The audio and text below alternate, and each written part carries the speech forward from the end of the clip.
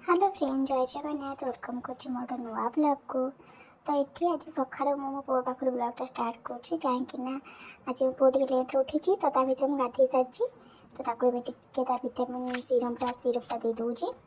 तो से खाईटा गोटे बहुत नाटक आठ देख तार गोटे कुनी कान्हा आसी जहाँ तो से बहुत खुशी से खेलुची। ये मुझे फ्रेश हो गली फ्रेश हो बाहर ठाकुर पूजा तो मो पूजा भी सरीगला अलमोस्ट। तापर किचन को जाकि ब्रेकफास्ट बनईदेली समस्त ब्रेकफास्ट देलापर ये मोपाई बनाऊँ मोपाई छोट छोट पीस करदे कारण स्पून खाया मत सुविधा हे। तो ये खाଇବା बनला मु खाली पेटे आगे मिश्री पानी पीदेली पी सारापर ये चली पुओ को शुआई माछ बाछापी ये मैंने माछ भजा चली सरी बच्चा चली आ चूना माछ बाछा केते कष्ट है आपण मैंने भी जानी मत भारी राग लगे चूना माछ बाछापी कौन करिए जेहेतु मु बड़ माछ खाइले पो पेट खराब हो तो मु बड़ माछ खाऊनी चूना माछ ही खाऊँ। तो चूना माछ बाछी दूसरी बाछिकी भाजदेवी भजा ही खाई भात डाली भजा ही खाई मु बाकी बड़ माछ आसी जोटा मो डैडी मम्मी सब खाइबे आज मौसी आसबार अच्छा।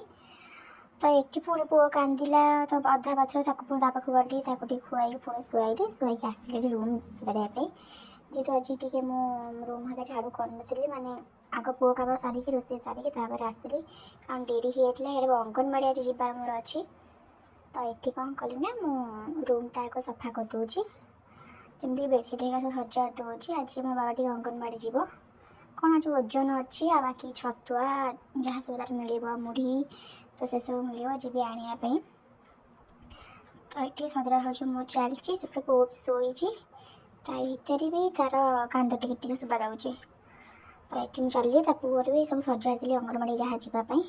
तो ये मो बाबा को धरी कारण से सुन सुन पवन खाऊँ आठ आउट जिन देखो सी के सुंदर से शोची कान्हा पाखे तो केमती धरिकी सी शोची। तो ताको शुआई मुझे किचन को गोटे तरकारी भजा चीज बनईदेली आ किचन हालत तो कहतुनि सबुठ कष्ट यहाँ रोसे कि ना। तापर बाकी सब कम सरला मोर रोसईबास सारिकी सब सफासफी करदेली बेड भी सजाईदेली किचन भी पूरा क्लीन करदेली जहाँ सफासफी सफा कर सुखी भी देली आम माँ पु टे रेस्ट नबू रखुची बाय।